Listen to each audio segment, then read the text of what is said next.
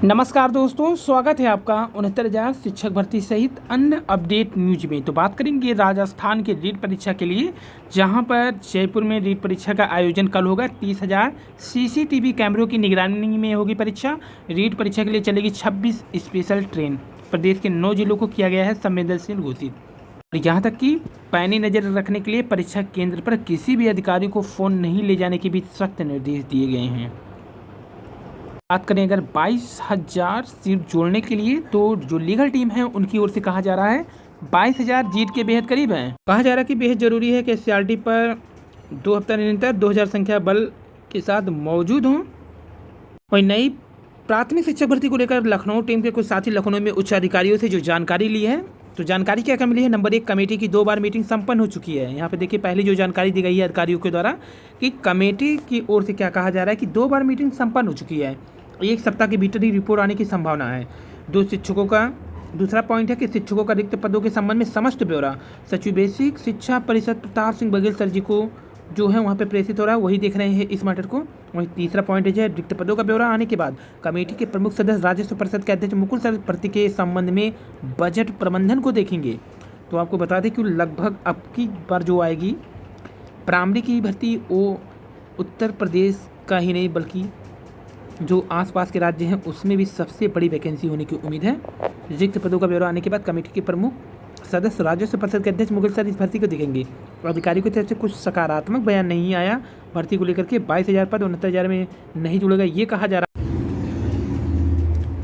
तो यहाँ पर देखिए जो ये कहा जा रहा है कि अधिकारियों की तरफ से कुछ सकारात्मक बयान नहीं है, पूर्णतः फर्जी है अधिकारियों की तरफ से। और अन्य जो मंत्रीगण हैं उनकी तरफ से 22,000 सीट को लेकर के पूर्णतः सकारात्मक बयान है, यानी सीटों को जुड़ने के प्रबल चांस बन रहे हैं, जैसा कि लीगल टीम कह रही है। और अब तक किसी ने भी नकारात्मक बयान 22,000 को लेकर नहीं किया है, चाहे वो सरकार हो चाहे वो अधिकारी हों। इसके अलावा एससीईआरटी पर पदों के लिए किसी भी प्रकार का अधियाचन नहीं आया है। कमेटी की रिपोर्ट में कितने पदों की बात की जाएगी अभी कुछ कह पाना संभव नहीं है। तो कितने रिक्त पद हैं ये कमेटी भी नहीं बता रही है। भर्ती प्रक्रिया में शासन स्तर पर बात चल रही है, पर कब भर्ती आएगी, कितने पदों पर आएगी, इस पर भी स्थिति स्पष्ट नहीं है। तो ये जो प्राथमिक भर्ती शिक्षक के लिए निकलवाने के लिए प्रयासरत हैं उनके द्वारा दिया गया अपडेट। फिलहाल प्रयास जारी है नई शिक्षक भर्ती को लेकर। 22,000 सीट को लेकर आरक्षण को लेकर करें, अगर आरक्षण को लेकर काम आपका सकारात्मक दिशा में चल रहा है, थोड़ा समय लगता है, इसलिए सभी साथी को धैर्य रखने की जरूरत है। और लीगल टीम ने कहा है कोई भी किसी पर किसी तरह की कमेंट न करे। नीट परीक्षा के लिए जो दिशा निर्देश है आप पॉइंट टू पॉइंट पढ़ सकते हैं। यहाँ पर हाफ बाजू वाला टी शर्ट जरूर लेकर जाएं।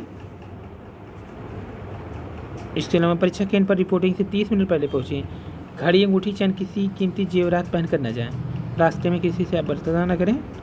ट्रेन, बस, जीप इत्यादि की छत पर सफर न करें। ये जारी किया गया है आयोग के द्वारा जो रिपोर्ट है।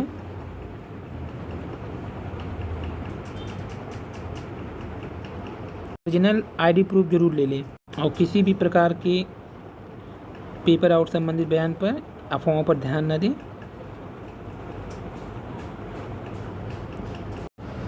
और आईएएस की रिजल्ट जारी हो गई है। टीना डाबी की छोटी बहन रिया डॉबी भी 15वीं रैंक के साथ पास हुई। एमआरसी को लेकर हो रहे 97वें दिन धरने में बौद्ध भिक्खु सुमित रतन जी भी समर्थन करने पहुंचे हैं भर्तियों का। यहाँ पर देखिए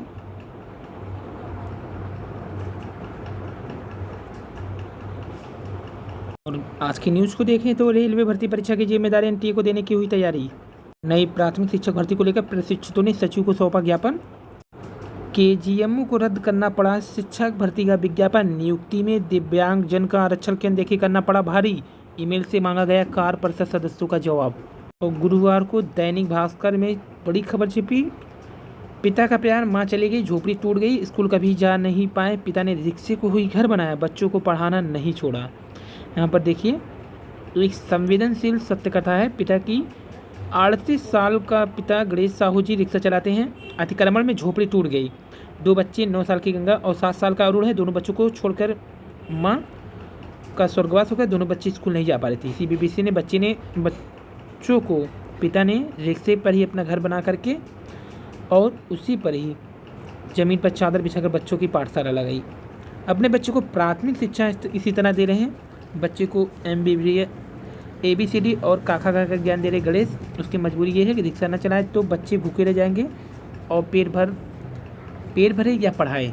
लेकिन ये खबर जब पेपर की सुर्खियां बनी तो नीचे देखिए क्या हुआ। दोपहर तक मिला आशियाना, CM ने बच्चों को अंग्रेजी स्कूल में दिलाया एडमिशन, रहने का मकान। और ये सुकून की खबर है।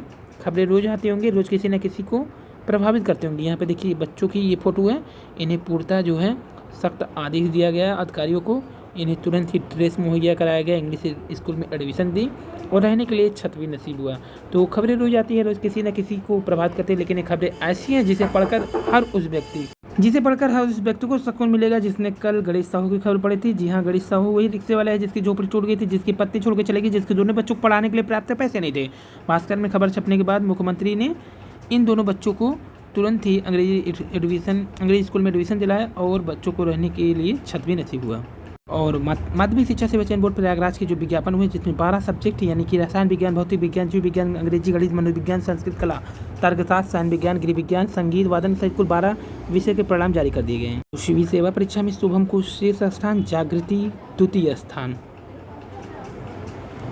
और स्कूल में अनुसूचित जाति के बच्चों के अलग रखे जा रहे थे बर्तन, प्रधानाध्यापक को किया गया निलंबित। मैनपुरी तो विकास खंड विभाग के प्राथमिक विद्यालय दौदापुर के छात्रों के साथ जातिगत भेदभाव किए जा रहे थे। अनुसूचित जाति के बच्चों के बर्तन अलग रखे जाते। गांव के प्रधान के पति की शिकायत पर सीडीओ ने स्कूल पहुंचकर पूरे मामले की जानकारी ली और दोनों रतियों को बर्खास्त करते हुए प्रधानाध्यापक को उनके कर्तव्य में लापरवाही के लिए निलंबित कर दिया। PGT के 12 विषय के परिणाम जारी। वहीं TT में NIOS से DLED वाले होंगे शामिल। अक्टूबर प्रथम सप्ताह में आवेदन संभावित। ताजनगरी की बहू अंकिता जैन चौथे प्रयास में हासिल की तीसरी रैंक। और भारत की कोविशील्ड को इटली ने दी मान्यता। दबाव के बाद ब्रिटेन ने भी सशर्त मान्यता दिया। संगम नगरी में मेधा ने फिर से बड़ी उड़ान। सिविल सेवा परीक्षा में कई वर्षों से मिल रही थी निराशा, इस बार नतीजों से उत्साह। सिविल सेवा में बीटेक करने वालों का दबदबा कायम। सिविल सेवा में एक बार फिर से तकनीकी संस्थान के विद्यार्थियों का दबदबा कायम है। टॉपर की सूची में शामिल ज़्यादातर प्रतियोगी ने बीटेक की पढ़ाई की है। खास यह है कि उन्होंने मुख्य परीक्षा में मानकीय विषय को ही चुना, विज्ञान तथा कला वर्ग के प्रतियोगियों को पीछे छोड़ दिया। टॉपर शुभम तथा दूसरे स्थान पर काबिज एवं महिलाओं में टॉपर जागृति ने बीटेक की पढ़ाई करने के लिए सिविल सेवा की तैयारी शुरू कर दी। सफलता हासिल की प्रयागराज के स्वास्थ्य त्रिपुरी ने 19वीं, कृष्ण कुमार सिंह ने 24वां, सृजन वर्मा ने 39वां, अपूर्व त्रिपाठी ने 68वां रैंक के साथ इस परीक्षा में सफलता हासिल की। ये सभी प्रतियोगी ने अलग अलग संस्थान से बीटेक की पढ़ाई की सफलता हासिल की। स्वास्थ्य ने मुख्य परीक्षा में मानव शास्त्र एवं अपूर्णा ने भूगोल को मुख्य परीक्षा में वैकल्पिक विषय के रूप में रखा था। तो 30% बेटियों ने लहराया परचम। 290 के बाद अब पहली रैंक। मेहनत और ट्रिक के साथ पढ़ाई की है, अंकिता जैन ने कहा। सही समय पर सही फैसला जरूरी, जागृत अवस्थी। बस हार नहीं मानी। लखनऊ की विधु शेखर की UPSC में 54वीं रैंक। शिवांशी दीक्षित की 64वीं। माता पिता से मिली प्रेरणा। एकाग्रचित होकर के घर पर ही पढ़ने से मिलेगी सफलता। पर एकाग्रचित होकर के घर पर ही पढ़ें। बाराबंकी के आदर्श शुक्ला का IPS में चयन हुआ है। अभ्यर्थियों से प्राप्त आपत्तियों पर विषय विशेषज्ञ की रिपोर्ट के उपरांत जो अंतिम उत्तरमाला जारी की गई है होम साइंस की है। ये बात करें तो प्रशिक्षित बेरोजगारों ने मांगी नई भर्ती में वरीयता। बेसिक शिक्षा को आने वाली जो नई शिक्षक भर्ती है, DLED प्रशिक्षितों ने वरीयता मांगी। शिक्षक पात्रता परीक्षा TT केंद्रीय शिक्षा पात्रता CTT पास DLED प्रशिक्षितों का कहना है कि बीएड के समान उनकी भी अर्हता है, लेकिन बीएड प्रशिक्षितों की तरह उन्हें प्रशिक्षित स्नातक शिक्षक TGT व अखंड शिक्षा अधिकारी BU भर्ती में शामिल होने का अवसर नहीं मिलता।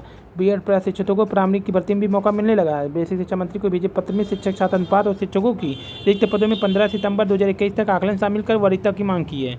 तो यहाँ पर अभ्यर्थी यह मांग करें कि उन्हें भी विशेष योग्यता यानी कि जैसे बीएड का है उसी तरह उन्हें भी दिया जाए।